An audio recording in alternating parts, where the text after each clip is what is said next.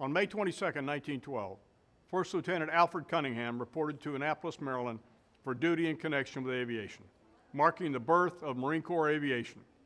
Legendary Marines including Roy Geiger, Joe Foss, Keith McCutcheon, Pappy Boyington, Frank Peterson, John Glenn, and Charlie Bolden, and countless others have further enhanced Cunningham's achievements with their innovation and imagination. As we stand on the shoulders of those who came before us, the past 100 years provide a remarkable legacy of the Marine Air Ground Team. On behalf of all who wear the Eagle, Globe, and Anchor, thank you for your support of Marine aviation during this past year's Marine Aviation Centennial. Semper Fidelis.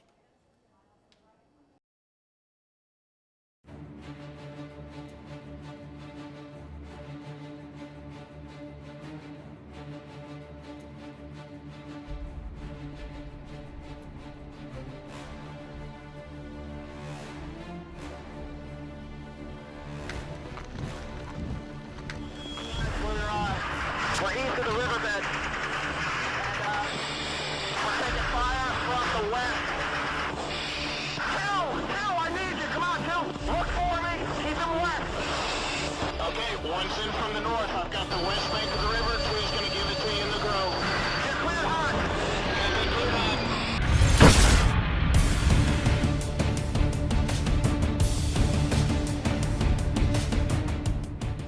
It makes me very proud to think of where we've come from because we do it well and we do it right.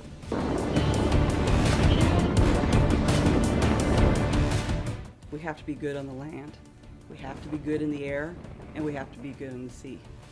If you lose aviation, it's like cutting off your leg.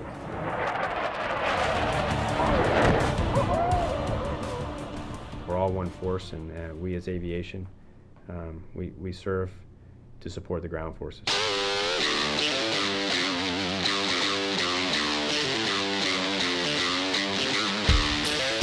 It all started with Alfred A. Cunningham, Marine Corps Aviator #1, who was trained alongside the Navy aviators, and he understood from a very early point the best utility for any aviation unit was its applicability in supporting the ground scheme maneuver.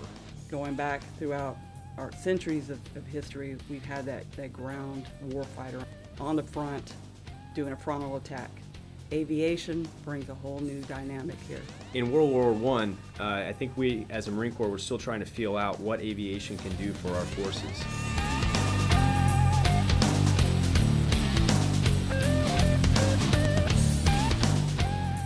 The gear that they were flying in, and it's absolutely amazing to me. And to think that we have come that far in 100 years is phenomenal. We work, we train, and we fight as one Marine team. We understand each other, and in combat, that is something that is just invaluable. Gregory Boyington, better known as Pappy. He wrote a memorable saga in aerial combat in the South Pacific in World War II. There were few fighter pilots who did not know his name and the daring of Major Pappy Boyington, famous Marine ace. Pappy was one kill short of the record held jointly by Marine Corps buddy Joe Foss and Eddie Rickenbacker of World War I fame. Since 1942, I've been a well-known character because in 1942 was the year that I became a Marine ace. An ace is someone that's knocked down 5 enemy aircraft.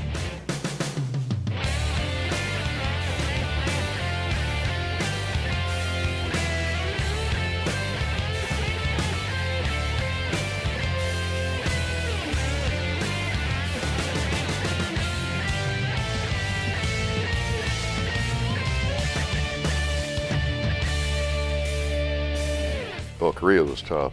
The weather would come down from Mongolia. I've never been so cold in my life. So it was the first Marine Air Wing that provided around-the-clock coverage to assist the Marines and provided continuous close air support and coverage to the withdrawal. And in fact, on one of those missions, a flight of MiGs jumped us, shot up one of the airplanes fairly badly.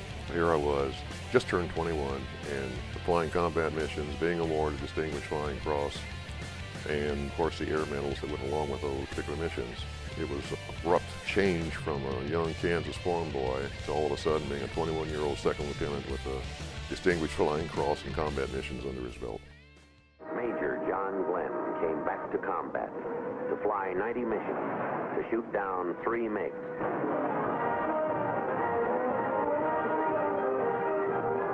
Following Korea, John Glenn came home, answered the President's call. John Glenn, throughout his life, has eloquently portrayed these great qualities and is an inspiration to all Americans. Godspeed, John Glenn. 5, 4, 3, 2, 1. Roger, the clock is operating. We're underway. You're loud and clear. Roger, we're programming and roll okay.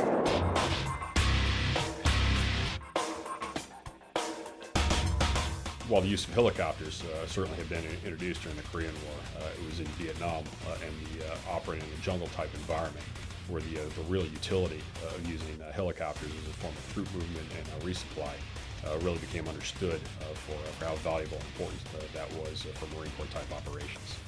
In Vietnam, as in past conflicts, Marine Aviation provided the 6 functions of Marine Aviation: commanding of aircraft and missiles, assault support, offensive air support, anti-air warfare, electronic warfare, and air reconnaissance. Helicopters in Vietnam played a large role in terms of assault support.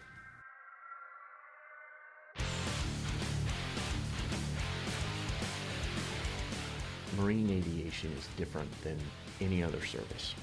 For us to be able to experience and live like we do with those individuals on the ground is just such a benefit for us. We do it so much better for that simple reason. As an infantryman, when you've been in combat now for 10 to 12 hours and not knowing how long it was going to be before those casualties were going to be evacuated, hearing the sound of the rotor blades, you knew that those pilots were going to do what it took to get the casualties out. It gives that commander a little bit more confidence that he or she is going to be able to go forward and fight the enemy, knowing they have, Marine Air above, ready and willing to come at any time.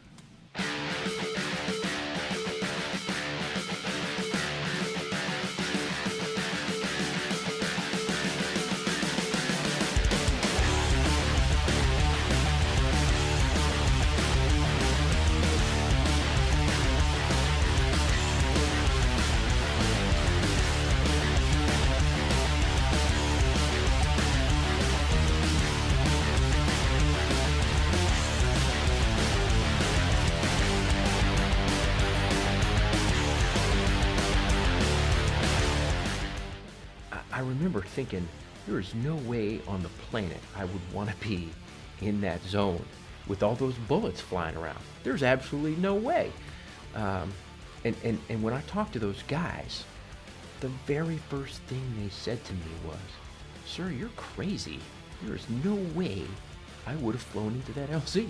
There's no way." Marine aviation exists solely to support the infantrymen on the ground. If we live and die by that, we are never going to go wrong. It gives us the marching orders that we think about every day when we go fly. You're cleared hot! Copy, cleared hot.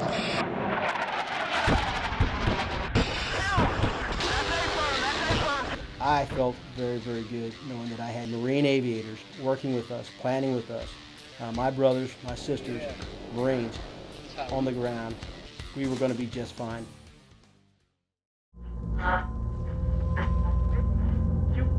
You.